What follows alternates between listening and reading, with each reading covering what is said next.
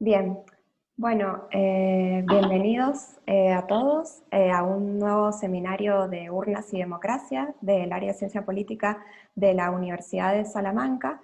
Y bueno, en esta ocasión vamos a analizar bueno, el proceso constituyente que ya viene de otras elecciones que se celebraron el año pasado en Chile. Y este 15 y 16 de mayo se celebraron elecciones de convencionales constituyentes, elecciones de gobernadores regionales y también elecciones locales. Así que bueno, para eso hemos invitado a dos expertos en el tema, a los que desde ya les doy las gracias por estar con nosotros. Ellos son Pamela Figueroa. Pamela tiene un máster en estudios latinoamericanos por la Universidad de Georgetown, es doctora en estudios políticos y sociales por la Universidad de Santiago de Chile, donde actualmente es profesora. Es coordinadora académica del Observatorio Nueva Constitución. Durante el gobierno de la presidenta Bachelet fue jefa de la División de Estudios del Ministerio de Secretaría General de la Presidencia, donde coordinó el proceso constituyente abierto a la ciudadanía. Además, es vicepresidenta de la Asociación Chilena de Ciencia Política y forma parte de la red de politólogas. Y por otro lado, está con nosotros Claudio Fuentes, que es académico de la Universidad Austral de Chile, tiene un doctorado en Politics por la Universidad de Manchester, actualmente es director de la Escuela de Administración Pública de la Facultad de Ciencias Económicas y Administrativas e investigador del Centro de Estudios Regionales de la Universidad Austral de Chile. Sus líneas de investigación tienen que ver con los efectos de la política en la gestión municipal, las elecciones y capacidades institucionales a nivel subnacional. Bueno, de nuevo, muchas gracias a ambos. Vamos a empezar con Pamela, que tienes entre unos 15 y 20 minutos, y después pasamos a Claudio. Te escuchamos, Pamela. Muchas gracias. Me gustaría compartir una presentación, pero no está habilitada la función de compartir, así que si lo puedes habilitar. Vale, a ver. No sé. Abajo en compartir pantalla tienes que Vale. poner como para todos o algo así. Disculpa, no sabía esto que tenía que poner. Sí, abajo donde te aparece compartir pantalla tienes varias opciones Sí, y sí, ahí, sí. y ahí te va a Está. salir varias Ya está. personas pueden eso, excelente. Listo, ya está, gracias. Muchas gracias. Ay, perdón, porque acá yo comparto. Ahí está, genial. Bueno, muchas gracias al área de Ciencia Política de la Universidad de Salamanca. Gracias por esta invitación. Un gusto también estar con el profesor Manuel Alcántara, quien fue también mi profesor, como comentábamos, y sobre todo compartir este panel con mi colega y amigo Claudio Fuentes González sobre este proceso electoral que hemos estado viviendo en Chile. Como bien se señalaba, yo me voy a referir fundamentalmente a lo que han sido las elecciones de la Convención Constitucional, pero para poder explicar bien ese proceso y los resultados de ese proceso, quiero también hacer un poco de contextualización y antecedentes de por qué Chile está en un proceso constituyente y cuáles son como los efectos de esta elección en relación a ese proceso que viene ya de una larga data. Bueno, para el contexto, creo que es bien importante señalar como dos grandes hipótesis que se han venido elaborando y trabajando desde la academia, pero creo que también están muy presentes en el debate público, ¿ya? Esta imagen que ustedes ven ahí es una movilización que se realizó en Chile en octubre del año 2019, ¿ya? Ha sido la marcha, la movilización más masiva probablemente desde el retorno a la democracia. ¿Y qué es lo que detonó el actual proceso constituyente? ¿Ya? El que detonó en términos institucionales. Ya voy a explicar eso también. Pero esa marcha representa o es el resultado también de un proceso largo que se venía mostrando en Chile probablemente desde el año 2006 en adelante y con mucho más Para claridad rebotarlo en el techo y eso. desde el 2011 en adelante de una crisis de confianza y legitimidad, ¿ya? O sea, el sistema político chileno, que siempre se estudió y se caracterizó por ser una de las democracias más estables de América Latina, desde el año 2006 en adelante comienza un ciclo de movilizaciones sociales y... Pues Masters y Grandmasters, ¿no? Un ciclo de movilizaciones sociales que culmina en esta gran movilización social que se denominó estallido social en octubre del año 2019, ¿ya? Entonces, ese proceso, que es un proceso social y también un proceso político, da cauce a lo que hoy día es el proceso constituyente chileno.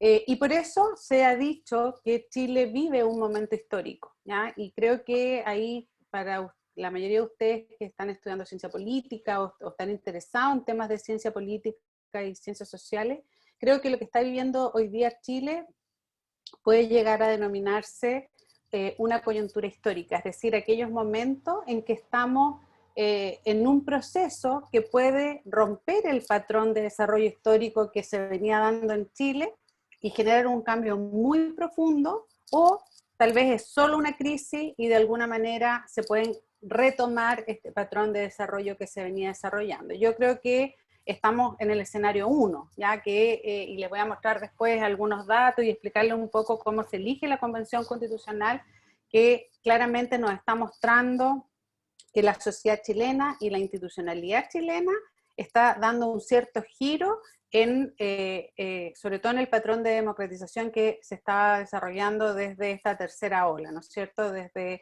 la transición que se da en Chile en el año 1989, las primeras elecciones democráticas en 1990, y eso tiene un ciclo de desarrollo, de consolidación, pero finalmente se genera este quiebre, esta coyuntura que estamos viviendo hoy día en Chile.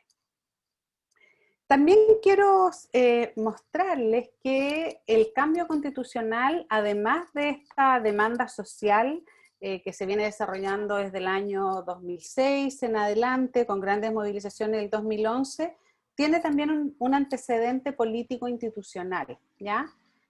Porque en el año 2016, durante el segundo mandato de la presidenta Michelle Bachelet, la presidenta Michelle Bachelet ganó esas elecciones con un programa político muy reformador que tenía tres grandes ejes para abordar lo que ella había diagnosticado como un problema de crisis de la democracia y también un gran problema de desigualdad en Chile. Entonces ella propuso un programa de gobierno que implicaba una gran reforma de la educación, una reforma tributaria y una nueva constitución.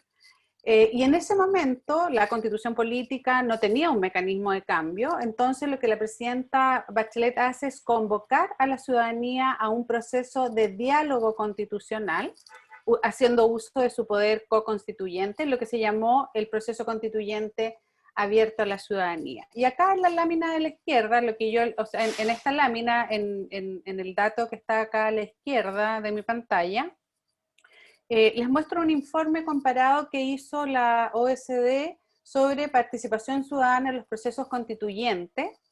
Y como ven, el proceso participativo que se llevó a cabo en Chile el año 2016 es el que ha tenido más alta participación a nivel, a nivel mundial, ¿ya? A través de una metodología que se llamó convergencia deliberativa, el 1,13% de la población llegó a participar en ese proceso, y muy por debajo otros procesos como el de Colombia, Islandia, que son los otros procesos constituyentes participativos que se conocieron. Lamentablemente, el proceso chileno, y similar a lo que pasó con el proceso participativo en Islandia, no logra tener un acuerdo político la presidenta Bachelet y por tanto no logra generar el cambio constitucional para instituir una convención constitucional y avanzar con la deliberación constituyente. Entonces, con las elecciones presidenciales del año 2017, donde la ciudadanía elige un gobierno de derecha, que es el actual gobierno, se suspende ese proceso constituyente. Pero queda este gran proceso participativo que claramente activa a la ciudadanía en el debate constitucional. La foto acá de la derecha es la presidenta Bachelet, con el Consejo Ciudadano de Observadores, que es un consejo ciudadano que ella convocó para hacer seguimiento a ese proceso. Y bueno, si alguno está interesado, podemos hablar un poco más sobre eso. Pero sí quería mostrarles también que en ese proceso del 2016 hubo una participación muy importante de 218.000 personas en instancias individuales, encuentros locales autoconvocados y cabildos tanto a nivel provincial como regional, ¿ya? Ese es un antecedente importante de participación ciudadana en diálogos constitucionales que sin duda con el estallido social del 2019 y la suspensión de ese proceso va a generar lo que se llamó el Acuerdo por la Paz y la Nueva Constitución, y la reforma constitucional que se aprueba en diciembre del 2019 y que permite el actual itinerario constituyente. Con esa reforma constitucional se generó un itinerario que implicaba un primer plebiscito, que lo realizamos ya en octubre del 2020, estaba planificado para abril del 2020, pero por la pandemia esa elección se postergó hacia octubre. En ese plebiscito el 80% de la población se manifestó a favor del cambio constitucional a través de una convención constituyente, y esa es la elección que tuvimos este fin de semana, para elegir a los convencionales constituyentes. Entonces, a partir de esta elección, que es la elección de los convencionales constituyentes del 15 y 16 de mayo, se inicia el proceso de deliberación constitucional. Según la legislación que regula el proceso, los convencionales constituyentes tienen 9 meses iniciales y hasta 12 meses para deliberar sobre el texto constitucional, aproximadamente entre junio de 2021 y junio del 2022. Y una vez que ese texto se escriba, ese texto se tiene que someter de nuevo a la ratificación de la ciudadanía a través de un plebiscito constitucional ratificatorio que probablemente se va a efectuar en septiembre del año 2022. ¿Ok? Entonces tenemos un itinerario constitucional con este antecedente social y político, y lo más interesante es que en las elecciones del 15 y 16 de mayo elegimos por primera vez esta convención constitucional que ha tenido muchas sorpresas, ¿ya? Les muestro acá un mapa de cómo quedó la convención constitucional, porque como solo tengo 15 minutos voy a tratar de explicar un poco de cómo se da esto. La convención constitucional se eligió con la misma regla electoral con que elegimos a la Cámara de Diputados, es decir, con un sistema electoral proporcional, con un mecanismo de cifra repartidora mediante el mecanismo DONT, pero con 3 innovaciones democráticas importantes. La primera, se incorporó la ley de paridad, ¿ya?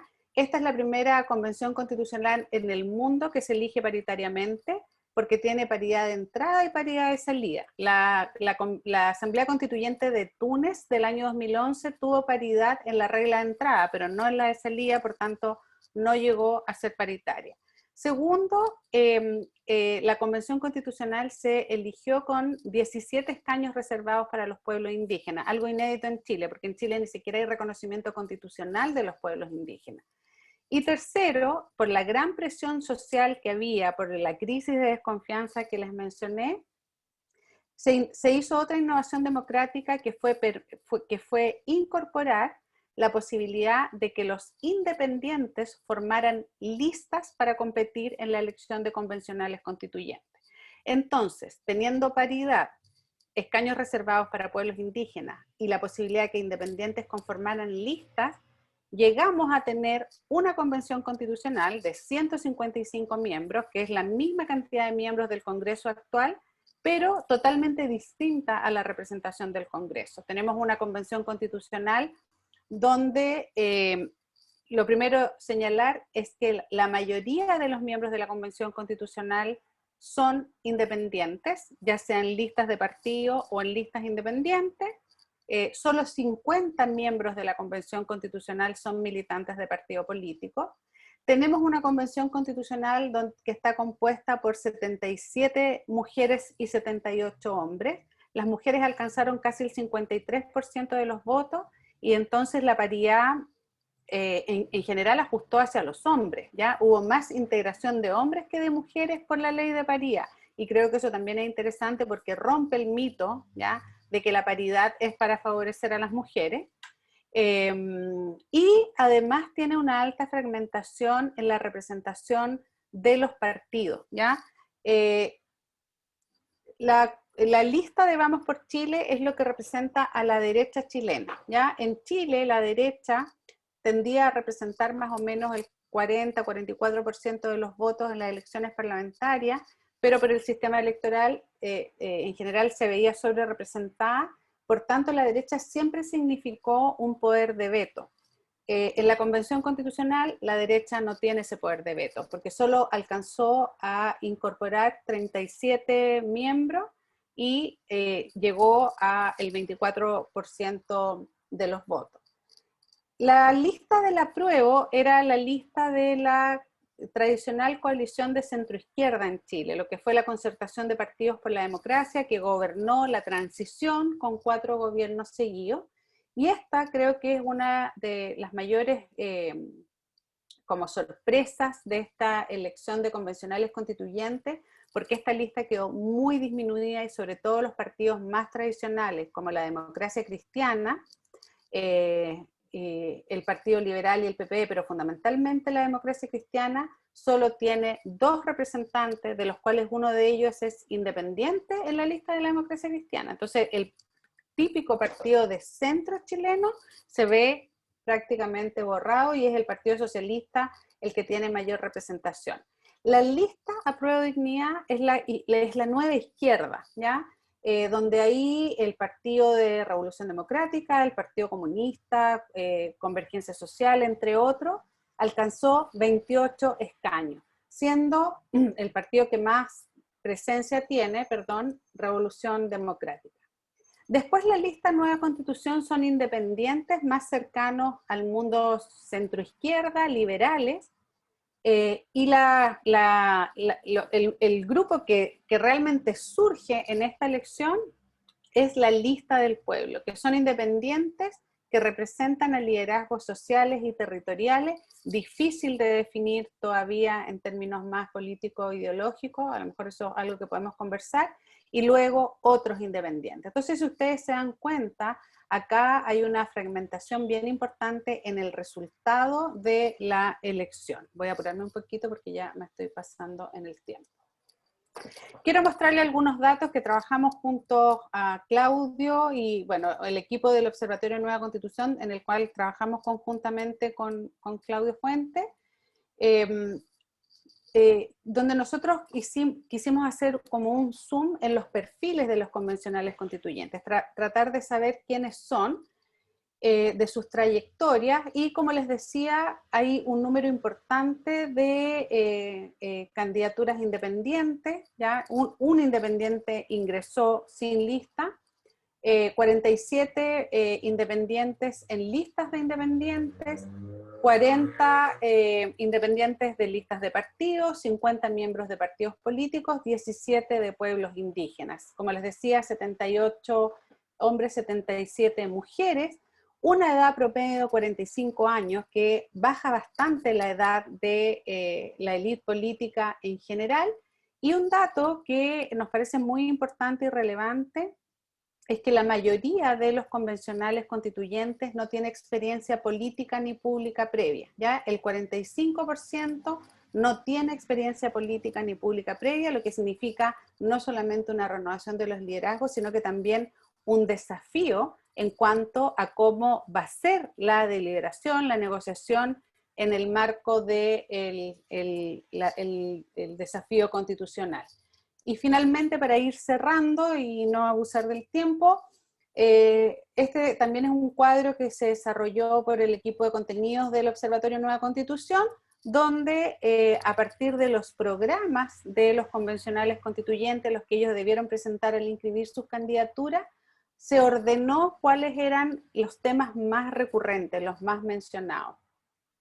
Y vemos que de los principales son las nuevas categorías de derechos, los derechos fundamentales, también valores y principios que van muy asociados a nuevos valores y principios como el principio ecológico y el principio feminista, derechos fundamentales asociados a libertades civiles, la cláusula o reconocimiento de los pueblos indígenas, autonomías constitucionales, modelo forma de Estado, que también está muy asociado ahí al tema de descentralización, pues probablemente podemos profundizar un poco más luego sobre eso, derechos fundamentales económicos, y luego mecanismos de participación ciudadana y varias menciones al modelo Estado, a las atribuciones del Congreso, del presidente y del régimen político, donde nosotros lo que visualizamos es que la Convención Constitucional va a cuestionar el hiperpresidencialismo chileno, y uno de los grandes temas del debate constitucional va a ser la parte orgánica en una reconfiguración del régimen político,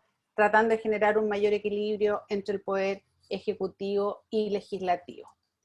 Voy a quedar hasta ahí, creo que no me pasé mucho del tiempo, así que ya podemos escuchar a Claudio y luego ir a las preguntas y comentarios. Muchas gracias. Bien, muchas gracias, Pamela, muy precisa tu presentación. Los invito a que vayan planteando, si les parecen, sus preguntas en el chat, o luego de que termine Claudio, también pueden intervenir a través de su micrófono. Ahora sí, Claudio, te doy la palabra.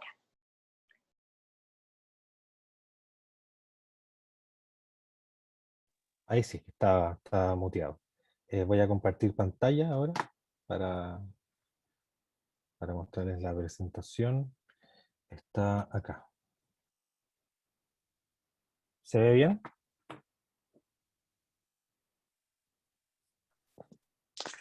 Sí, sí, se ve bien. Bueno, comienzo a medir el tiempo. Buenas tardes a todos y todas. Agradezco la invitación al área de Ciencia Política y Administración de la Universidad de Salamanca. Para mí es un gusto, un placer poder compartir con ustedes algunas reflexiones que hemos desarrollado en el Observatorio Nueva Constitución y en el tema de las demás elecciones.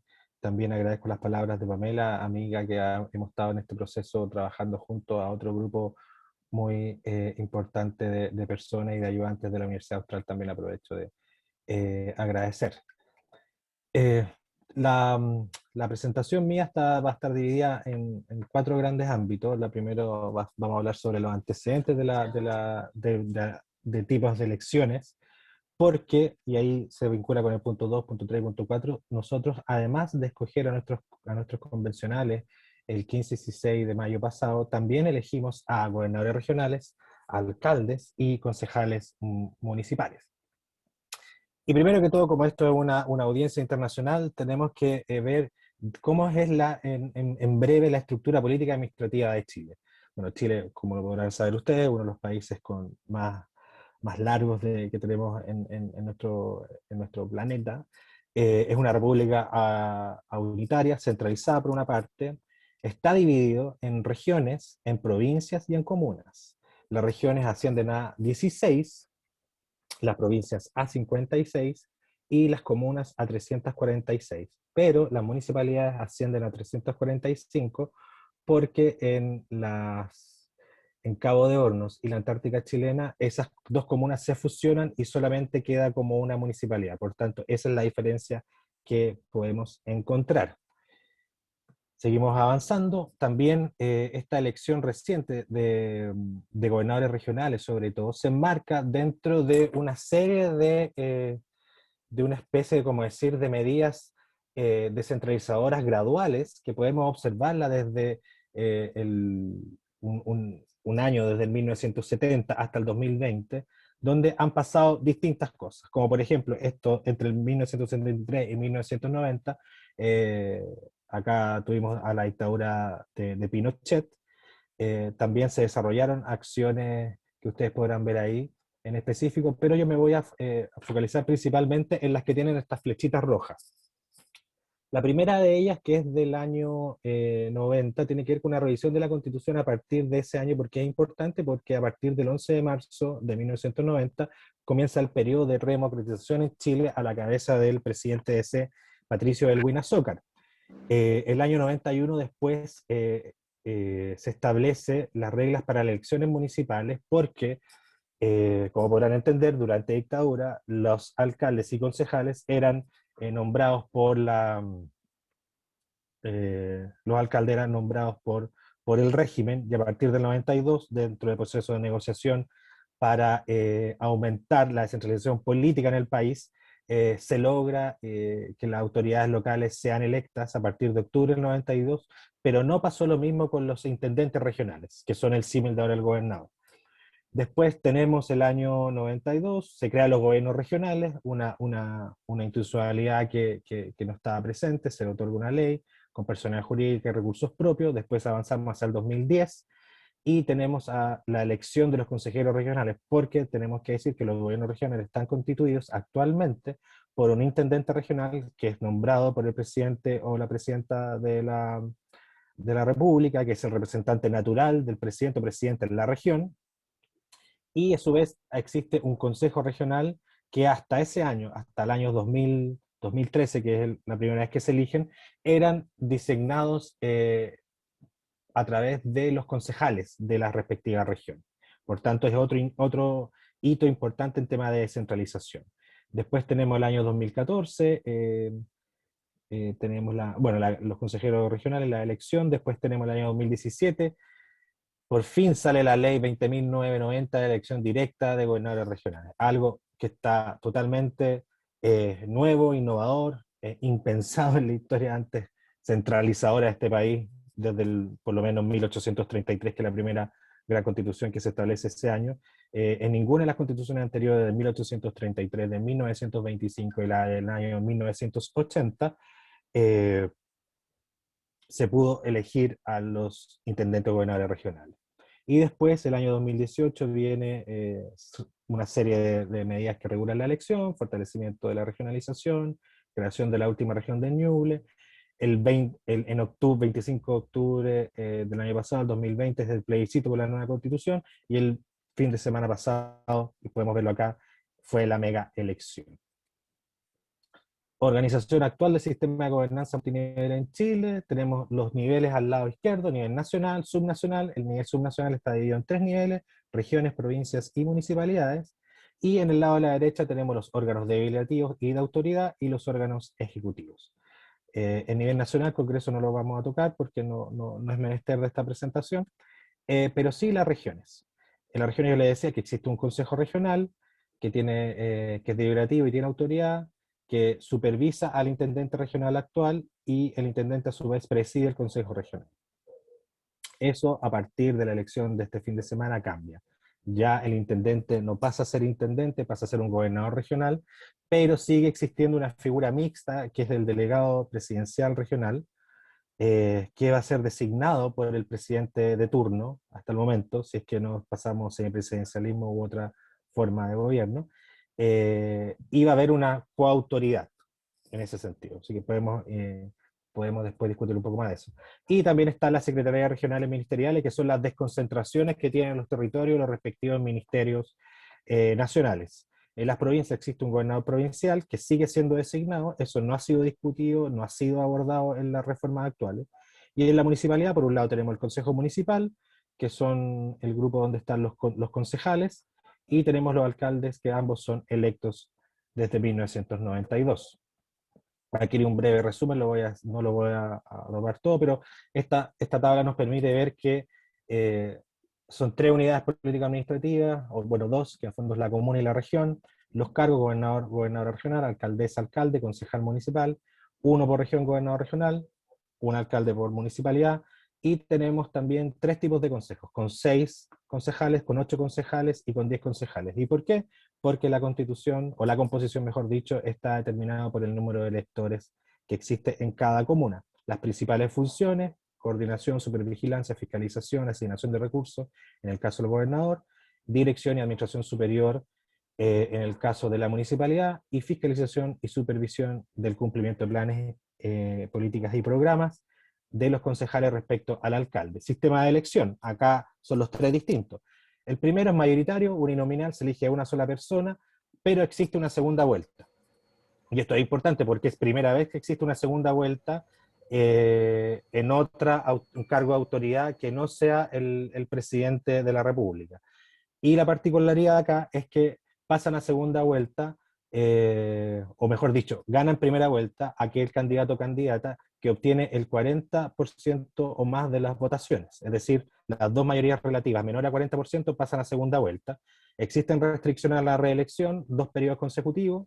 En el caso de alcalde, obviamente una elección uninominal, es una sola vuelta, gana el que gana en primera vuelta el que tiene más votos, y existe una restricción desde a mediados de, si mal no recuerdo, del año 2019, que existen 3 periodos consecutivos. Pero puede cambiarse a otro cargo si quiere ser autoridad. Y el caso de los concejales son una elección proporcional y existe restricción de reelección de 3 periodos consecutivos. Ya pasamos a la participación electoral. La participación electoral del sábado y domingo pasado ascendió a nivel país a 45.35%.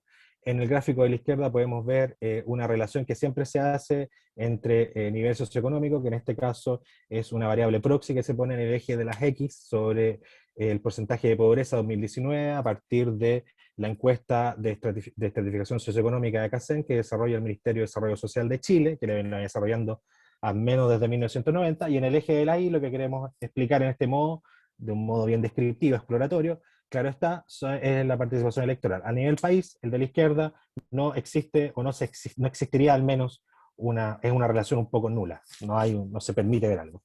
Pero cuando empezamos a... ¿Y por qué es importante eso? Porque, permítame que diga primero, que tiene relación con el primer... Bueno, ahí con el cuarto punto, me salté los 3 primeros puntos, tiene que ver con el cuarto punto, porque nosotros supimos, dado ¿cómo se llama?, el procesamiento de la información que desarrolla el servicio electoral, que es el organismo encargado de llevar la administración del proceso eleccionarios en Chile, ya nosotros al sábado en la noche del 15 de mayo, nosotros ya teníamos el porcentaje de participación por comuna y por región. Por tanto, empezaron a salir los análisis en Twitter, que yo también reconozco que los hice, empezando a ver estas relaciones de que en las comunas más ricas votan más personas y en las comunas más pobres votan menos personas, y por tanto la existencia de voto voluntario atenta contra la calidad de la democracia. Básicamente eso es el supuesto.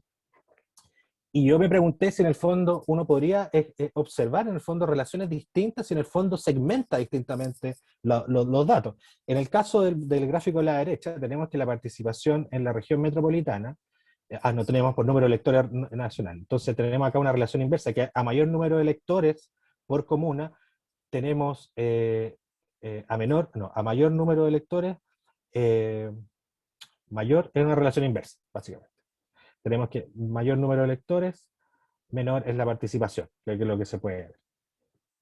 Y para terminar también esta lámina, en 5 regiones tuvimos participación del menos de 40% y en 11 tuvimos mayor al 40%.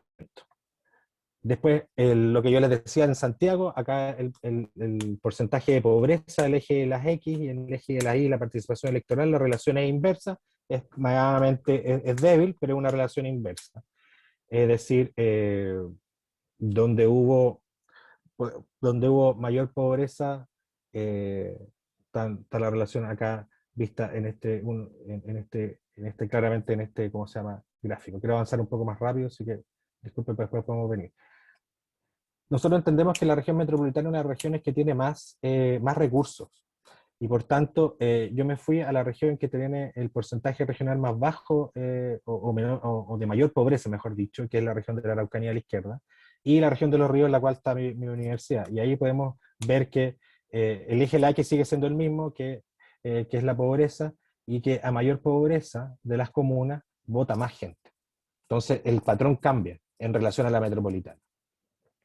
Y eso es bastante importante, porque dentro de una de las cosas que decía, bueno, las comunas pobres no votan, las de menos desarrollo, y ese tipo de supuestos, pero cuando uno, en el fondo, objetivamente mira los datos, más desagregados, va encontrando que podemos empezar a pensar que existen otras lógicas regionales o territoriales que son distintas de las grandes polis, de las grandes metrópolis urbanas, como el caso de Santiago. Vamos a ir avanzando un poco más, gobernadores regionales. Acá la votación por listas para el gobernador regional. Tenemos que hay Frente Amplio, Chile Vamos, Ecologistas, Humanicemos Chile, Unidad Constituyente, tenemos 1, 2, 3, 4, 5, 6 candidaturas independientes más 8, hubo 14 listas para gobernadores regionales. Acá, y en un punto bastante importante que decía Pamela, lo voy a tomar de su presentación, acá no hubo las medidas de pro-independientes en el fondo, que listas de independientes conformaran con menores, en el fondo, restricciones sus listas. Y acá uno lo puede ver, las listas son menores, en el fondo de independientes, y el peso de los partidos políticos, el Frente Amplio, Chile Vamos, que es la derecha, Ecologistas Independientes, Unidad Constituyente, que es la ex concertación, tienen un peso mayor. Acá está una de las tablas que me encanta, que no, difícilmente la vamos a poder ver en su totalidad, pero es bastante importante para ver en el fondo cuál fue la macrofoto de la elección de gobernadores regionales, teniendo como eje clave si hubo o no hubo segunda vuelta. Entonces tenemos la región en la primera columna, después tenemos segunda vuelta, y ahí tenemos tres celdas marcadas con verde, donde no hubo segunda vuelta porque los candidatos ganaron en primera vuelta, que es la región de Valparaíso, donde gana Rodrigo Mundaca, un importante líder social por el derecho al agua, que va en la lista del Frente Amplio, que es la izquierda más institucionalizada, podemos decir así, y en la región de Aysén, en las dos extremos sur, región de Aysén, Andrea Macías, mujer joven, Partido Socialista, Unidad Constituyente, ex concertación, y tenemos el caso de Jorge Flies, ex intendente de la presidenta Bachelet por los 4 años, desde el 2014 a 2018, que gana también con Unidad Constituyente en primera vuelta. Tenemos después la lista de pacto, el partido al cual pertenece, el porcentaje de votación, y tenemos quienes van a la segunda vuelta. Y también algo bien importante que quise poner acá, que es el margen de victoria, que en el fondo, ¿cuánta es la diferencia entre el más votado en primera instancia y el segundo más votado en segunda instancia? Y aquí podemos ver los que están destacados en verde, donde existe mayor diferencia a favor de la primera mayoría. En tanto que los colores más rojos son donde es más estrecha es más estrecha en el fondo el resultado, y es donde nosotros podríamos esperar negociaciones quizás mucho más fuertes y duras entre los partidos políticos. La Unidad Constituyente logró la primera mayoría en 10 gores en el tema de las primeras mayorías, en el fondo dicho, la Unidad Constituyente ex concertación. La segunda fuerza política se divide en primera vuelta entre Chile Vamos y el Frente Amplio, que esto ya es un hallazgo importante, porque siempre la segunda fuerza alternaba a nivel regional, era Chile Vamos, era la derecha, y ahora se mete el Frente Amplio, que es la izquierda institucionalizada. Por tanto, eso ya muestra, habiendo restricciones para independientes también, que en el fondo empieza a haber una reorganización.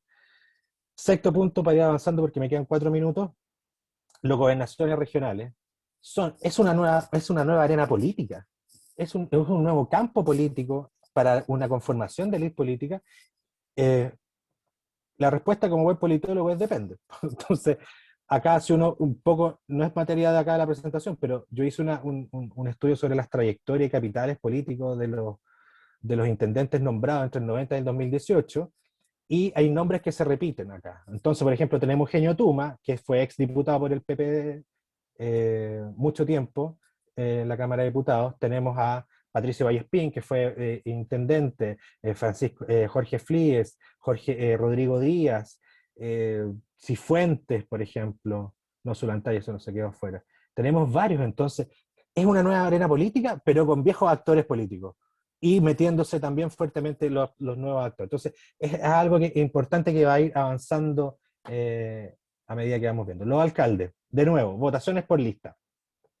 Chile Vamos 26%, sube, es mucho más fuerte Chile Vamos la derecha a nivel local, de lo que es a nivel regional, en el fondo, en conformación de lista.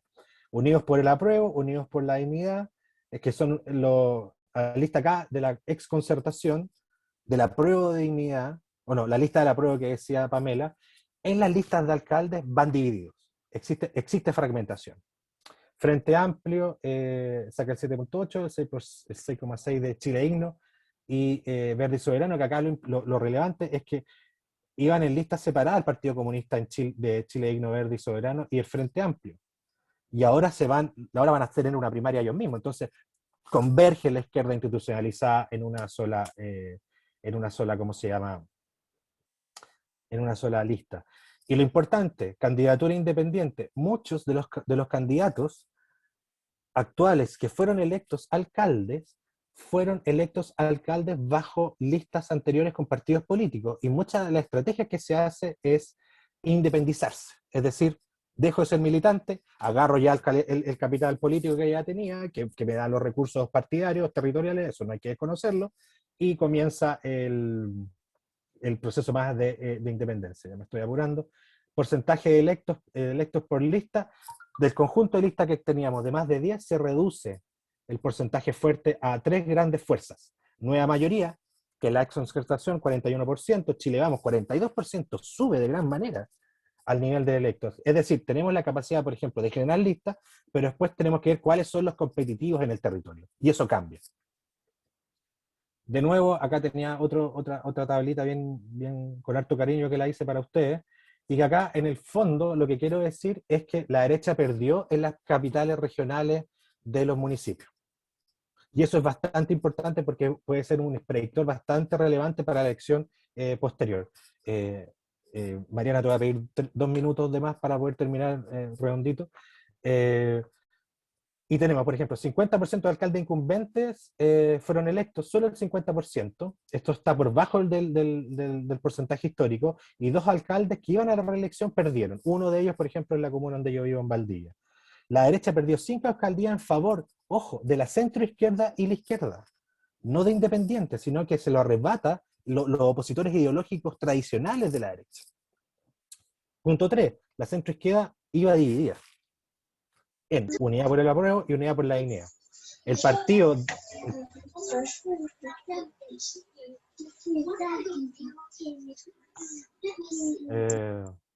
El partido de derecha, que está más a la derecha de Chile Vamos, que la Unión Demócrata Independiente, no obtiene ninguna alcaldía. No obtiene ninguna alcaldía. Eso es impresionante para la política local chilena, porque la UDI tiene un poder territorial bastante importante, y eso ahora no se ve. Quizá en otra, obviamente, en otra alcaldía, que tan grandes como las que están acá, pues obviamente tiene electos, pero lo que es relevante, de las capitales regionales no las tiene.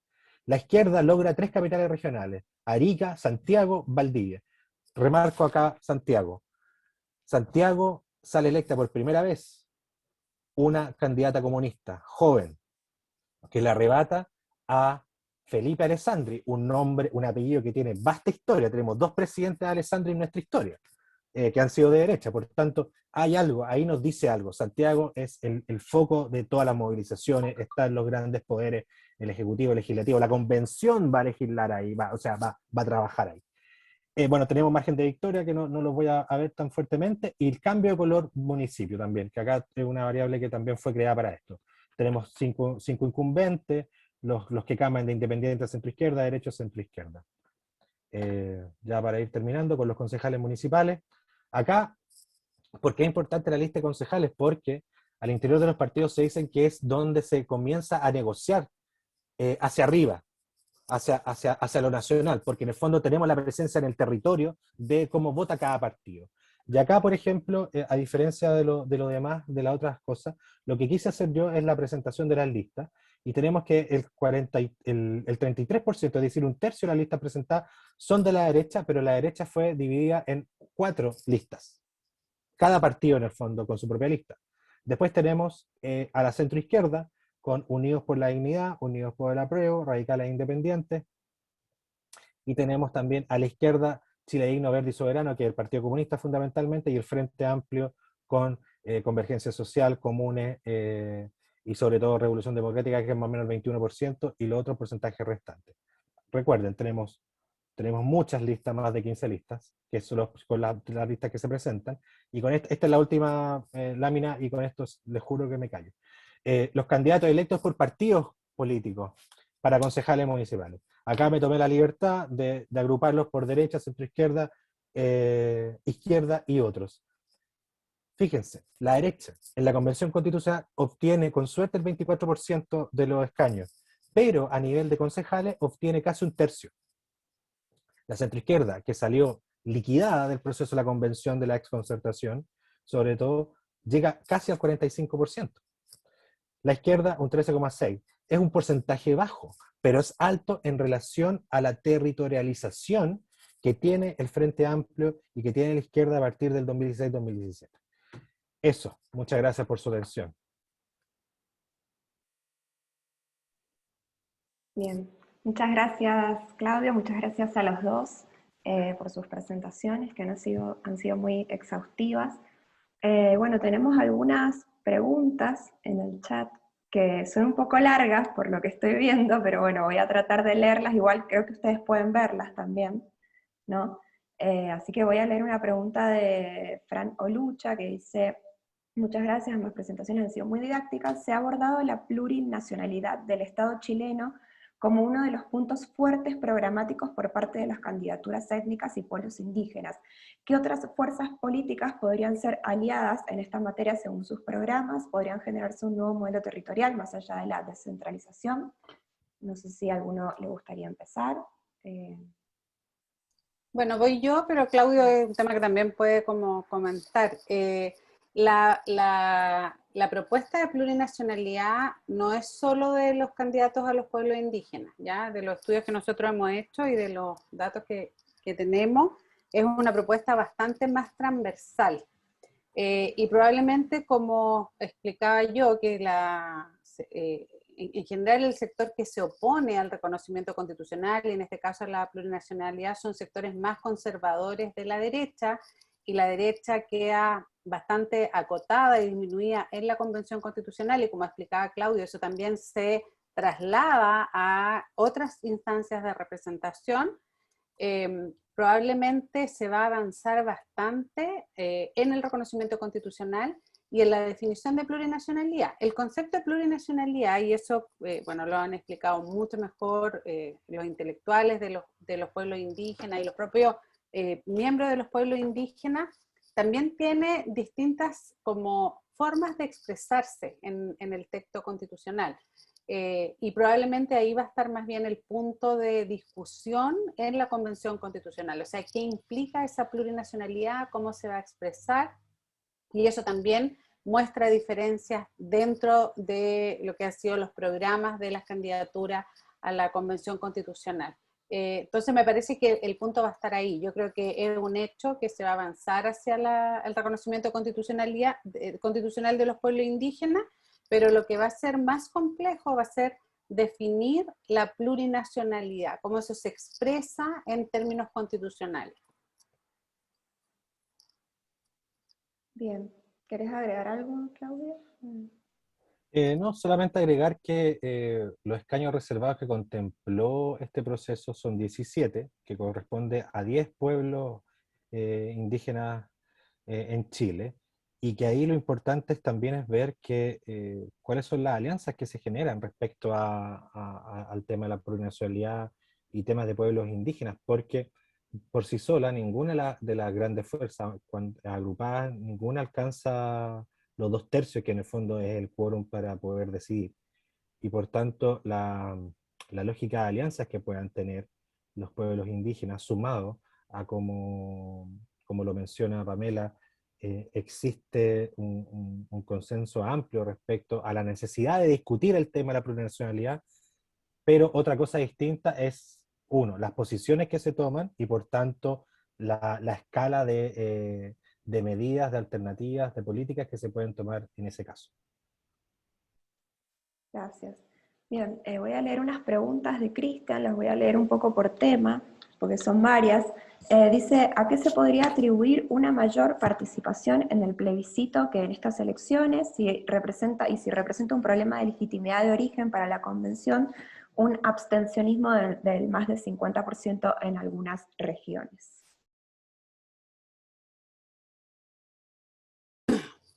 Ahí, bueno, creo que vamos comentando los dos. Hay varias explicaciones para la diferencia de la participación electoral en la elección del 15 y 16 de mayo comparado con el plebiscito. Lo primero que quiero señalar es que la participación electoral del plebiscito, que llegó casi el 51% del electorado, fue bien atípica en la tendencia que venía desarrollando Chile, ¿ya? Chile, desde el año 2012, incorporó el voto voluntario, ¿ya? Desde la transición existía, a partir del año 1989 hasta el 2012, en Chile existía el voto obligatorio. Pero ya en ese contexto normativo se había empezado a dar una baja participación electoral que claramente está atribuida a la crisis de confianza y de legitimidad. Entonces, lo que hace la élite es decir, bueno, vamos por el voto voluntario porque eso va a obligar a los partidos políticos a ir a buscar el voto ciudadano y activar la participación. Eso no se realizó así y la verdad es que en las últimas elecciones de gobiernos locales se llegó a menos del 40% de la votación y por tanto la elección del plebiscito había como quebrado esa tendencia al debilitamiento de la participación electoral o al abstencionismo que existe en Chile, que es lo más regular. Entonces, las elecciones del 15 y 16 de mayo, que el 43%, siempre es deseable que haya más, pero me parece que se explica por varias razones. Uno, por la pandemia, ¿ya?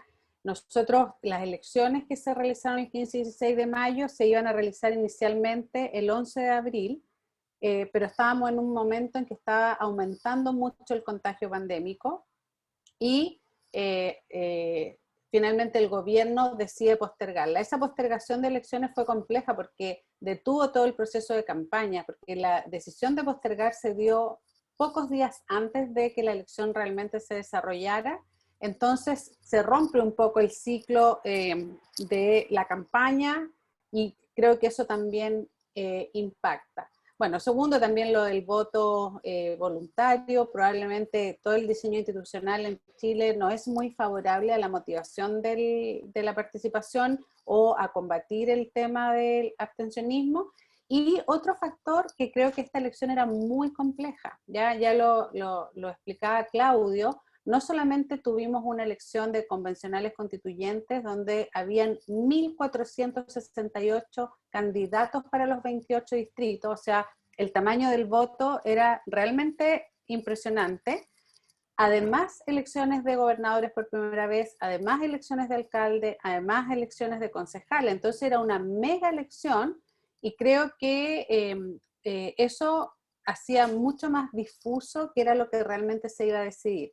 En términos comparados, en general, hay más participación electoral en los plebiscitos, porque los plebiscitos, como son elecciones donde hay una incidencia directa en una decisión y no necesariamente la elección de representantes, creo que también podría explicar. Pero son muchos factores y probablemente lo que sí nos queda analizar ese futuro es quiénes son los que votaron esta elección, si son los mismos que votaron el plebiscito o no, y sobre todo, quiénes son los que no votaron, ese casi 60% de personas que se está quedando fuera un poco del proceso de decisión.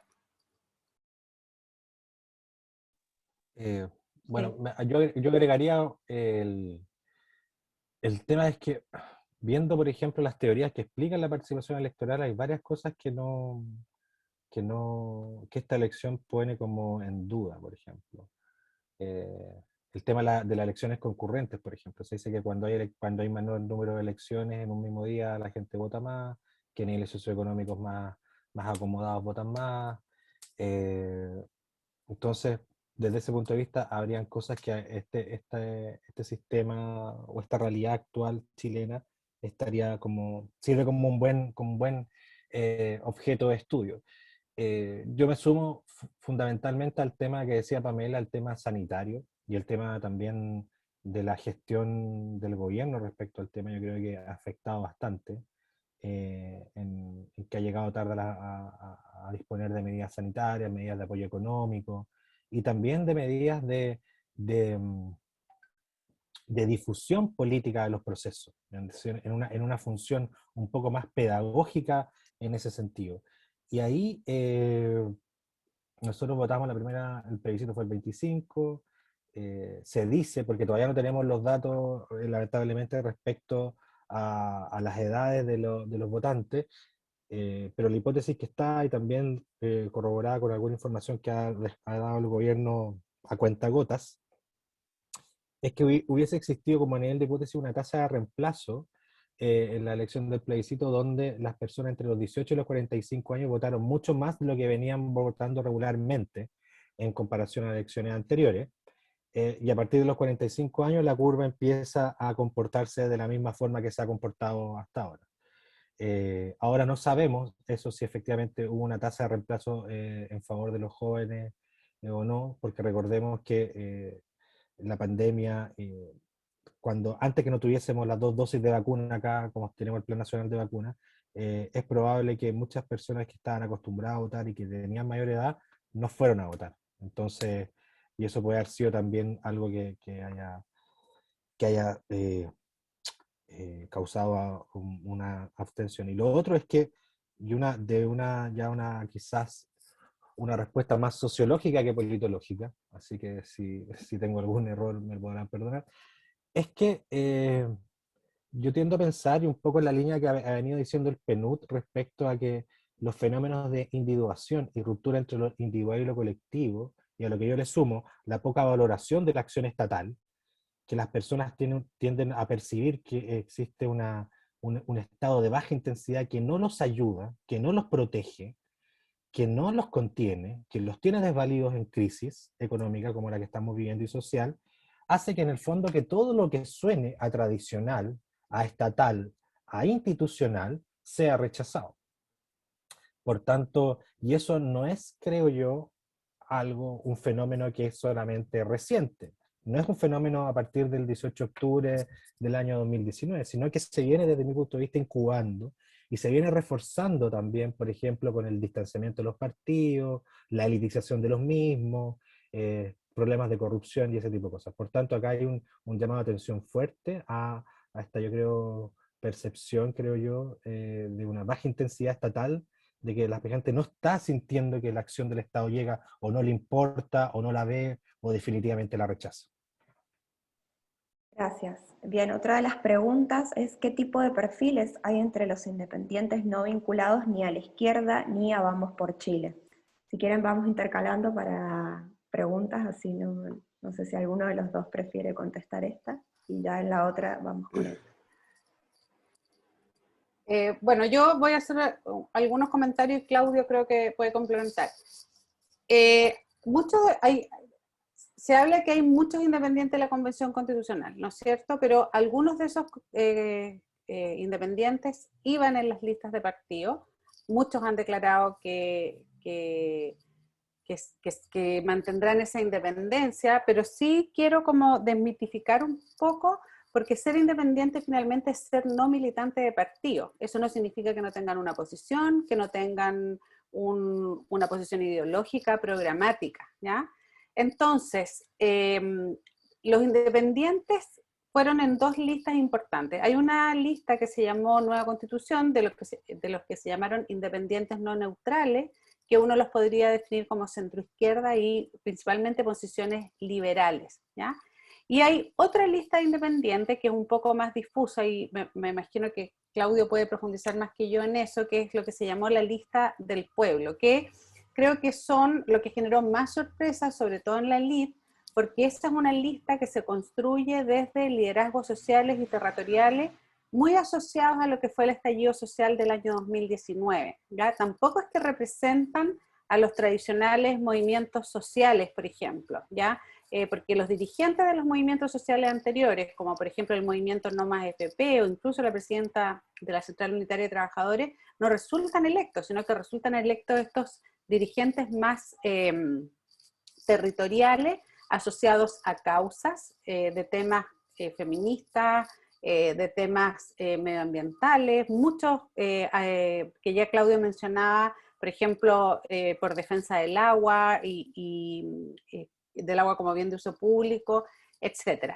Esos son independientes que creo que representan algo más novedoso, pero no necesariamente son independientes que no tengan una posición ideológica programática. Creo que está más bien asociado a que los partidos tradicionales entraron en crisis, se están generando nuevos partidos en medio de una crisis de confianza y legitimidad. Creo que muchos sectores leyeron bien que la ciudadanía estaba buscando candidaturas independientes, pero si uno mira los perfiles, la mayoría de esos independientes son profesionales, ya a lo mejor no tienen experiencia política y pública previa, pero sí tienen perfil profesional un poco más diverso que en el Congreso, porque hay nuevas profesiones que se representan, pero en general son personas que representan ya como agendas temáticas también, no solamente partidos en términos de estructura orgánica. Gracias. Si les parece, paso a la siguiente, así, y ya empezamos con Claudio en la siguiente, para ir un poco más rápido, que es la otra pregunta de Cristian, que creo que se vincula también con la siguiente pregunta, que es, ¿qué incidencia podrían tener estos resultados, particularmente sobre la coalición gobernante, de cara a la selección de candidaturas para las elecciones presidenciales de noviembre?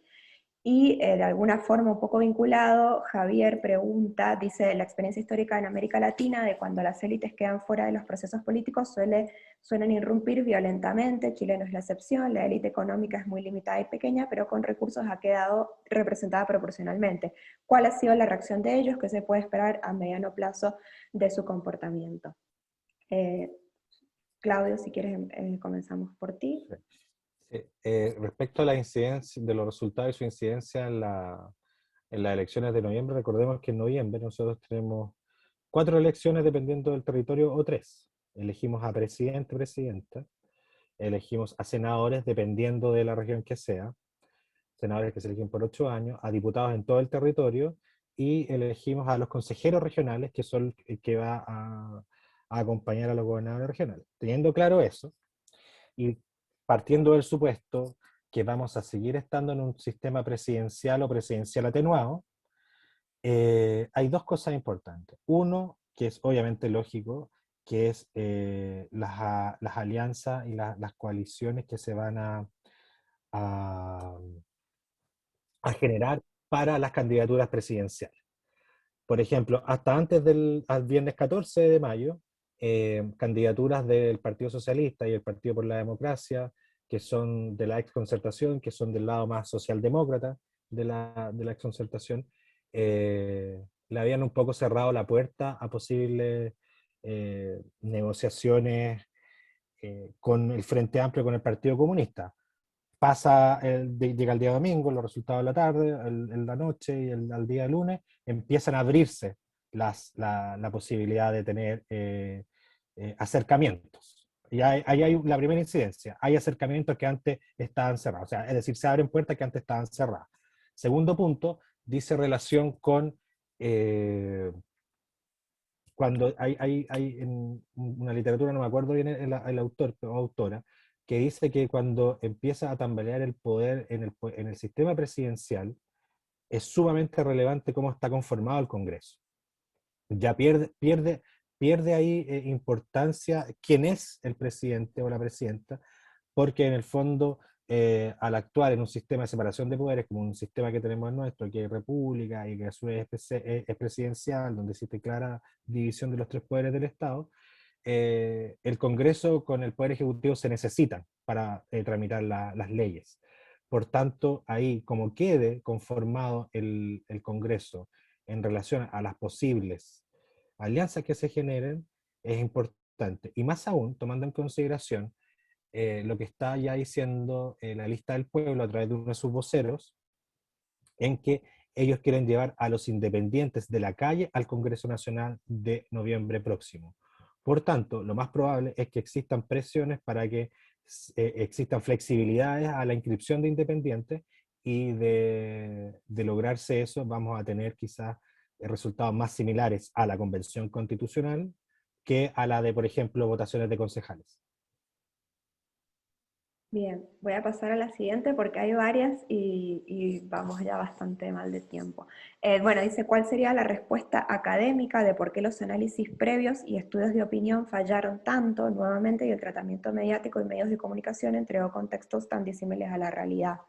No sé si, Pamela, ¿quieres comentar algo? Sí, bueno, yo creo que hubo algunos análisis académicos que sí fueron relevando lo que estaba sucediendo, y hay varios trabajos de distintos académicos desde la ciencia política y desde la sociología y otras ciencias sociales que venían hablando de la desinstitucionalización de los partidos, más o menos desde el año 2011, está el artículo de Juan Pablo Luna y David Altman, que hablan sobre la desinstitucionalización de partidos. Después hay muchos trabajos de una profesora de la Universidad de Santiago, Katia Araujo, que empieza a hablar sobre el alejamiento de la élite de la ciudadanía y del autoritarismo cultural que nos quedó de la dictadura, y cómo eso también fue debilitando la relación con los partidos. Muchos estudios de opinión pública y de organismos internacionales que ya hablaban de la ruptura entre la élite y la ciudadanía. Lo que pasa es que yo creo que en general también la academia tiene ciertas élites que son las que se sobrerepresentan en algunos análisis, ¿ya? Lo que yo creo que sí, y hay que poner en cuestión claramente, es que es necesario diversificar también el análisis académico. A veces también, y el otro día escribía la presidenta de la Academia de la Lengua de Chile, que no todo el análisis social se puede hacer a través de la academia, porque también la academia es restrictiva en términos de lo que se publica, por ejemplo, en los papers que tienen un objetivo que no necesariamente es hacer análisis de tu contexto social. Entonces, creo que también los académicos hoy día nos estamos acercando mucho más a hacer análisis realmente que puedan servir al debate público. Entonces creo que lo que había es que había el análisis, no estaba posicionado, creo, en la primera línea del debate. Bien, gracias.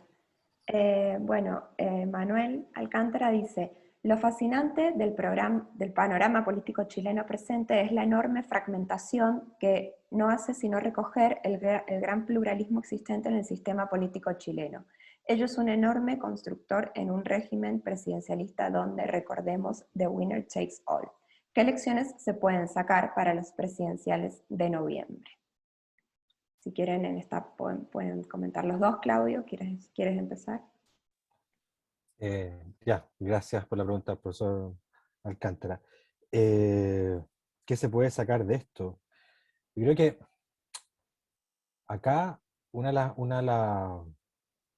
las explicaciones que formulo respecto al boom o este salto de los independientes, que es como algo que ebulle fuertemente, tiene que ver también con tensionar el principio de representación, de cómo se entendía hasta hace muy poco la representación en nuestro país.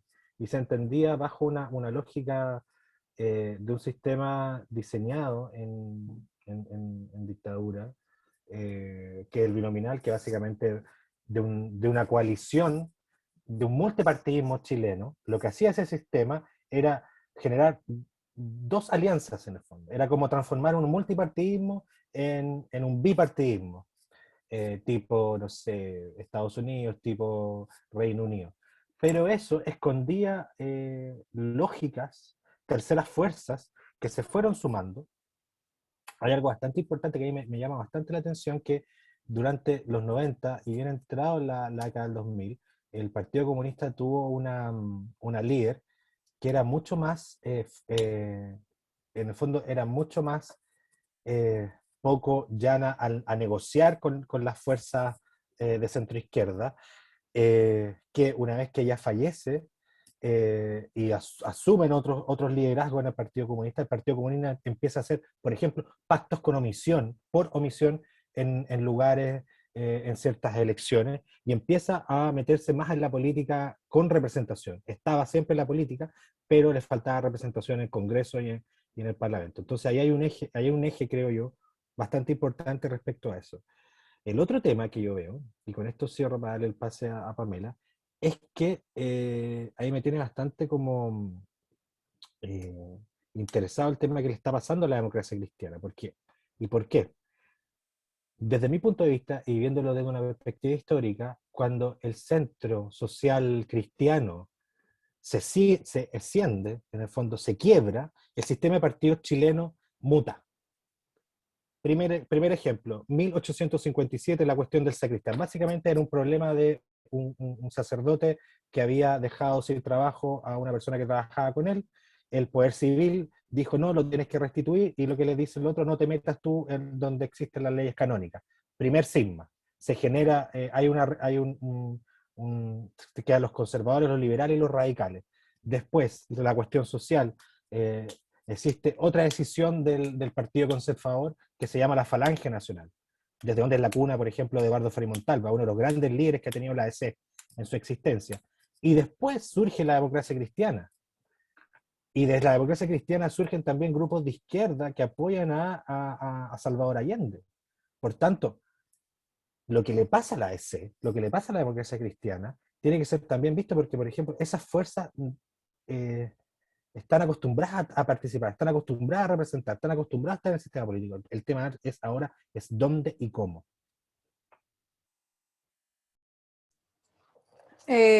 Bueno, solo me gustaría agregar a la pregunta que hacía Manuel, que yo creo que esto va a tener dos consecuencias, lo que pasó ahora. Uno, la reconfiguración de las fuerzas políticas. De hecho, ayer y hoy ha sido un día muy como frenéticos en la política chilena, porque están las coaliciones más tradicionales tratando de leer lo que pasó en la elección y tienen plazos perentorios porque el 4 de julio serían las elecciones primarias para elegir a los candidatos presidenciales y esas primarias se tienen que inscribir hoy. Entonces están muy tensionados, tuvieron solo 3 días para procesar esta información y estamos en un proceso en que suben candidatos, bajan candidatos, entonces ya tiene un efecto en la política de alianzas. Creo que eso es muy importante. Y segundo, creo que también llegamos a un cierre de ciclo del hiperpresidencialismo chileno, ¿ya? Yo creo que la Convención Constitucional sin duda va a redefinir el régimen político.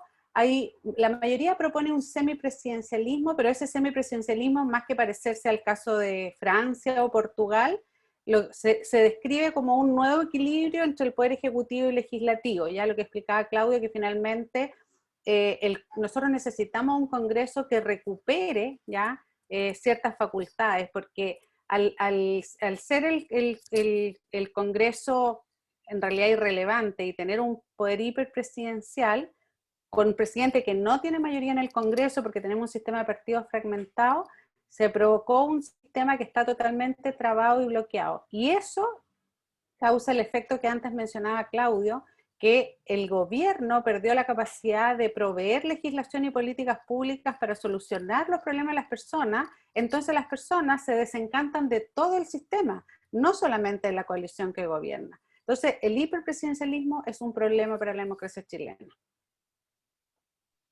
Muchas gracias. Valentina Gatica pregunta, ¿qué rol creen que jugó el factor elegir al menos malo o el voto castigo en estas elecciones, o hubo innovación en las campañas por parte de los partidos? No sé si alguno, Claudio o el que quiera contestar. Gracias a Valentina, como dice, elegir el menos malo o el voto castigo en estas elecciones. Mira, yo creo que si hay voto castigo, yo creo que primero es gente que, la gente que no votó, por ejemplo. Si uno mira, por ejemplo, la votación, el nivel por números de frecuencias absolutas que obtuvo la opción rechazo en el plebiscito de octubre del año pasado, que tiene que ver, para que lo podamos entender todo, que responde más a las fuerzas más conservadoras de la derecha, porque la derecha no es monolítica en Chile, hay varias derechas, y ahí hay una tensión, un debate ideológico por la hegemonía de eso, una derecha social versus una derecha más conservadora. Ahí hay si uno compara el porcentaje que obtuvo el rechazo, ese porcentaje no se tradujo en el mismo porcentaje de asistencia a votar.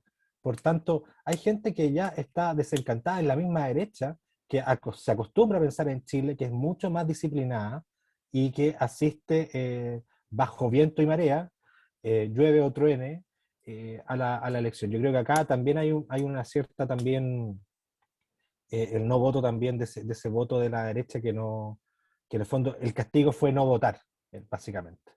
Sobre el otro tema de elegir el voto, el menos malo. Yo creo que acá eso lo encuentro un poco injusto porque había varias ofertas. Había múltiples ofertas programáticas desde la derecha hasta la izquierda menos orgánica o menos institucionalizada. De hecho, cosas que uno lo puede ver, por ejemplo, el número, el número de candidatos a alcaldes o alcaldesas sube desde, yo creo, un 3.6%, 3.5% a incluso más de 5%. En sistemas que son mayoritarios, que eso es algo que es distintivo respecto a elecciones anteriores. En gobernadores regionales hubo muchos candidatos también, hubo muchos candidatos, por tanto, uno no puede tampoco que quizás escoger al 100% su match perfecto con un político o una política, es complejo. Yo creo que uno tiene que ajustar posiciones y expectativas. Pamela, ¿quisieras agregar algo? Coincido con Claudio, yo creo que esta fue una elección que hubo mucha oferta de candidatos, acá no se da el fenómeno como Perú, por ejemplo, del menos malo, entiendo que se podía asociar a eso, sino que por todo lo contrario, como se abrió mucho las posibilidades, y sí coincido con lo que señaló Claudio, y lo quiero recalcar, que finalmente el voto rechazo es hacia el sistema en general, y esa es la gente que no vota probablemente. Tenemos que investigar un poco más sobre eso, porque no hay tantos estudios sobre el fenómeno más reciente del abstencionismo en Chile. Gracias. Bien, voy a leer la última, creo, pregunta que hay, de Carolina Plaza, que dice: mi pregunta tiene que ver con las y los constituyentes que han sido elegidos para redactar la nueva constitución. Perfiles muy diversos en términos de género, etnia, pero también extracción social. Por ejemplo, he visto que hay un porcentaje bastante elevado de constituyentes que han ido a escuela pública y que presenta grandes diferencias con la actual élite política chilena. ¿Cuáles son las principales causas de este fenómeno y, si es posible, qué consecuencias puede tener en los resultados del proceso constituyente? Bueno, creo que las causas se explican en que la sociedad chilena ha cambiado, ya creo que así como a principios del siglo XX se incorporaron nuevos grupos sociales a la política, estamos viviendo eso ahora a principios del siglo XXI también, ¿ya? Creo que las nuevas reglas electorales favorecen esa situación, o sea, sin duda la paridad, los escaños reservados y la lista independiente favorecen esa situación de que haya más pluralidad y más diversidad. Siguen siendo grupos, ¿ya?, que todavía pertenecen a una cierta élite, porque a pesar de que estudiaron en escuelas públicas, que eso de verdad creo que representa muy bien el cambio societal en Chile, ¿ya? Porque, bueno, sé que para los que no son chilenos esto es muy difícil de entender, pero en Chile la escuela en que tú estudiaste te marca en términos de tu origen social, ¿ya? De hecho, es una conversación que la gente se pregunte, no en qué universidad estudió, sino en qué escuela estudió, porque eso inmediatamente te sitúa en qué grupo social pertenece, porque a la universidad pueden acceder más. Entonces, eso es muy importante y creo que también se explica porque en los últimos años han habido un acceso mucho más abierto a la educación superior en Chile, ¿ya? Con un sistema que criticamos mucho porque fue con financiamiento privado y eso probablemente se va a dejar atrás, pero porque sí, la mayoría de los convencionales constituyentes son profesionales, ¿ya? Entonces hay ahí también un ascenso social, pero creo que bienvenido que haya más pluralismo, sobre todo social, porque como les explicamos, el tema de la desigualdad en Chile es uno de los nudos críticos del actual sistema político. Claudio, ¿querés agregar? No solo agregar que dentro de las investigaciones que nosotros hemos desarrollado como Observatorio de Nueva Constitución, nos metimos en la trayectoria de las candidaturas y por tanto de las personas que terminaron siendo electas y electos. Y tenemos la área de desempeño, por ejemplo, que un poco se suma a lo que decía Pamela. Y yo me voy a focalizar en las áreas de desempeño de las candidaturas independientes. Por ejemplo, en independientes no neutrales, que también como decía Pamela, podría ser de centroizquierda, liberal, progresista. Tenemos que el 27% de los electos es profesor, profesora de colegios, de escuelas en el fondo, no universitarios, sino que de escuelas. Y le sigue el 18% gente ligada al ámbito del derecho. abogados, abogadas. Después la lista del pueblo, que logra elegir a 27 personas de las 138 en este caso. La área más notable es la de derecho, con un 33%, es decir, un tercio de la lista del pueblo son abogados. Y nosotros, el ser abogado en Chile tiene su peso en tema de prestigio. Entonces, si hablamos de igualdad o desigualdad o de posición social, también hay que verlo también desde el ejercicio mismo de las propias profesiones y oficios. Y como dice Pamela, falta un poco más de investigación acá. Y le siguen, a diferencia de independientes no neutrales, ingeniería y construcción.